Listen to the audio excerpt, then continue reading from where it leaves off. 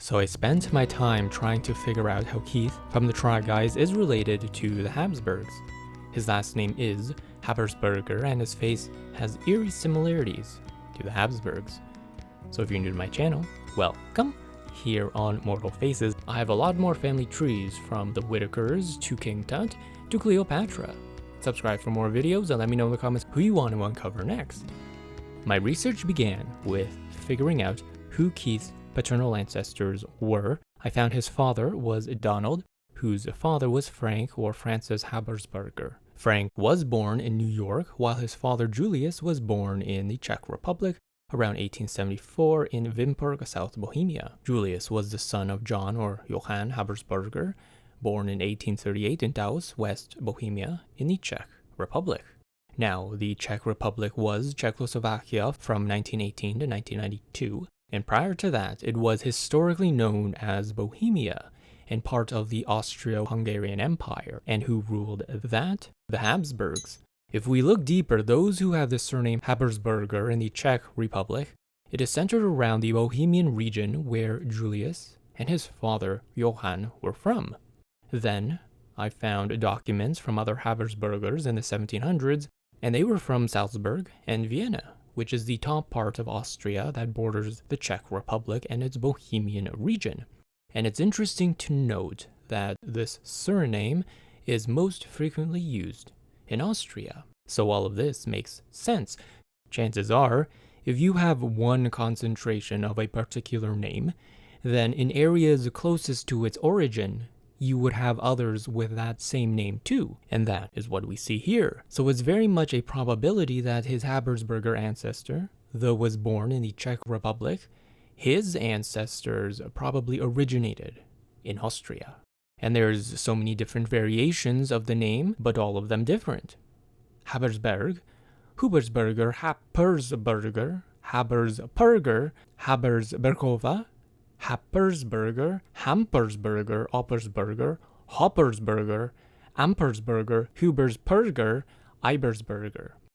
Habersberger may not be connected to the Habsburgs. The Habsburgs originated from the Habsburg Castle in Switzerland.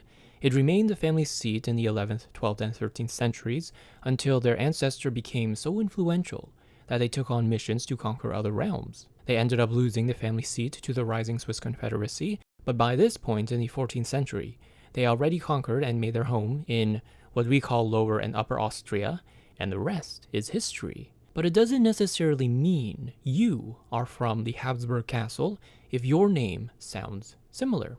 So to understand this, we have to analyze their names. Habersberger and Habsburg can be broken up into Haber and Berger and Hab and Berg.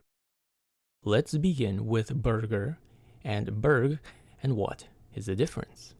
In the Germanic language, Berg means a city, keep, or defensive castle, while Berg, B-E-R-G, means mountain. Often surnames can be derived from places people originate from, a dynasty, a town, or even a particular occupation. Hab, on the other hand, H-A-B, from High German Habisch, means hawk, as in they saw a hawk on the castle and named it Hawk Castle. Or in the Middle High German, Hab or Hap means ford, like a walkway, as in there's a river with a ford nearby. So whichever origin story is true, it ended up being Habsburg, Hawk Castle, or Ford Castle. And so that's where this name came from, and so the Habsburgs used that origin place as their surname or identification later on in history. But Habersberger is very different, though it sounds similar. B-E-R-G means mountain. Add an E-R, and in the Germanic language, it means somebody from X. For example, your ancestor moved from the village of Rothberg, or Red Mountain. They get called the Rothberger, the guy from the Red Mountain. Haber could be Hab plus ER, which makes him from the hawk or from the ford, and if you put Habersberger together, it could mean the guy from the ford, from the mountain. The main takeaway from all of this is B-E-R-G and B-U-R-G are not simply different spellings, but actually refer back to separate meanings. To be from a mountain is very different than being from a city or keep. I mean hawks, can be found everywhere, and same with fords, but mountains and defensive cities are completely two different things. So while Keith may look like a Habsburg, unless there's a direct trace to some illegitimate or legitimate offspring of the Habsburg dynasty, or he compares his blood with another royal member, we can't know for certain if he is related. However, this also does not explain his mouth and uncanny appearance. It would make so much sense if he was related, but if not, there has to be another explanation for the facial coincidence. And I'm going to end this video by saying, the Habsburg jaw was a deformity from the regurgitation of a recessive gene, and through inbreeding, that gene kept being passed on. It is not specifically a royal trait, we just associated with it, because that's the evidence we have from these portraits. But it doesn't mean that Keith's ancestors didn't acquire a similar genetic trait in their own way. The food you eat, the people you marry, ultimately the physical elements you're exposed to over a millennia, all become part of you. And that brings us to the end of this video. I have Charles II, the inbred king, on my channel, and his recreation, the Habsburg family tree, and also King Tut's inbred family tree.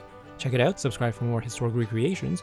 Each of your subscriptions does help this channel grow. It allows me to continue making more content for you. Let me know in the comments who you want to see next. I do make a list of all your suggestions, and I will see you in the next one.